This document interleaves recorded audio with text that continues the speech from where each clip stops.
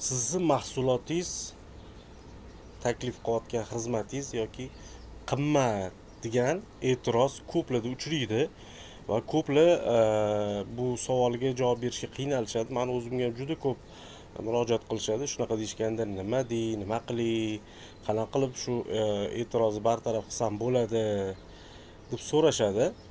Man shaxsan o'zim taklif qiladigan bir necha xil usullar bor. Hozir o'sha usullarni sizlarga aytib o'taman. Xudo xolisa ishlaydigan usullar.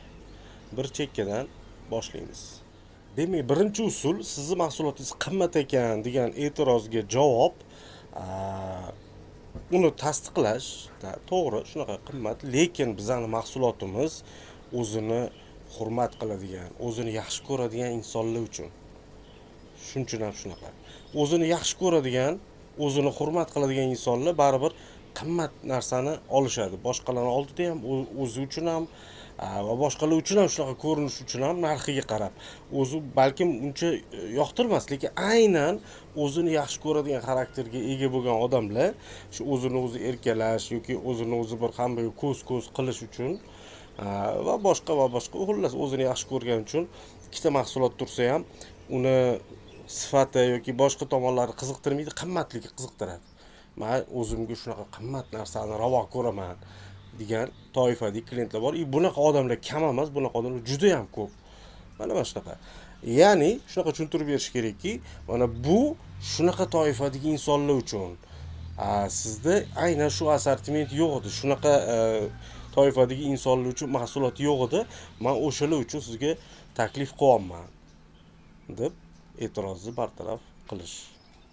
Demak, ikkinchi usul sizni mahsulotingiz qimmatroq ekan degan e'tirozga javob tariqasida sizda yana qo'shimcha mahsulot, qo'shimcha taklif bo'lishi kerak. Ya'ni birinchisi arzon mahsulot. Agar sizni mahsulotingiz qimmat desa, mana arzoni bor. Lekin естественно o'sha siz taklif qilayotgan mahsulotdan ancha sifatsiz bo'lishi kerak, narxi ham arzonroq bo'lishi kerak. Beradi ko'zini oldiga keltirib qo'yiladi. Ancha sifat arzon demak sifatsiz bo'ladi. Bu demak nima deydi, qimmatroq, lekin ko'rinishidan ham ko'rinib turibdiki, bu sifatli degan mesajni berish kerak. Ikkinchi mahsulot, yana bitta qo'shimcha mahsulot, qo'shimcha taklif. Shu siz taklif qilayotgan, masalan, siz taklif qilayotgan mahsulot $100 bo'lsa, почти o'shanaqa sifatdagi mahsulot, lekin u $200 bo'lishi kerak. Oldiga qo'ysiz, shunda u solishtiradi. Ikkalasini sifatida uncha katta farq yo'q, lekin narxida juda katta farq bor. Demak, nima qiladi? Men uchun выгодный variant, demak, bu taklif qilayotgan narsa men uchun выгодный ekan degan aniqiga boradi. Xullas, bu ikkita usulni alohida yoki birgalikda ishlatish farqi yo'q. Bu yerda bu bilan siz nimani berasiz? O'sha xaridorga yoki B2B ga sotayotgan bo'lsangiz, o'sha biznes partnyorga nimani berasizki, men taklif qilayotgan narsa qimmatmi boshqami, lekin sen uchun выгодный taklif shu degan mesajni berasiz. Uchinchi usul shundan iboratki, sizni mahsulotingiz qimmat degan e'tirozga javob o'zi avvalambor mahsulotingiz qimmat degan e'tiroz ko'pincha bahona ham bo'lib chiqadi-da. O'zi tegida boshqa narsa bo'ladi. Ya'ni men ololmayman yoki buni sotishdan qo'rqyapman yoki yana boshqa gaplarni ochig'ini aytmasdan, "Yo, bu qimmat ekan" degan bir qanaqadir miyasiga shu narsa kelib qolib, shu javobni berib yuborgan, ya'ni bahona qilayotgan bo'ladi aslida. Shuning uchun bitta usul, uchinchi men tomonidan taklif qilinadigan usul, hop, qancha qilib beray sizga? Nech pul qilib bersam qancha olasiz? Masalan, $100lik mahsulot qimmat bo'lsa, nech pul qilib beray? $80 qilib bersam, misol uchun sizga qancha olasiz?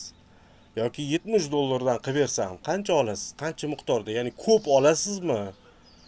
Mayli, men sizga ustupkaga boraman, arzonroq qilib beraman, lekin siz ham evaziga sal ko'proq olishingiz kerak degan ma'noda ozgina o'sha nimani mijozni burchakka taqasangiz, keyin shartta fosh bo'ladi.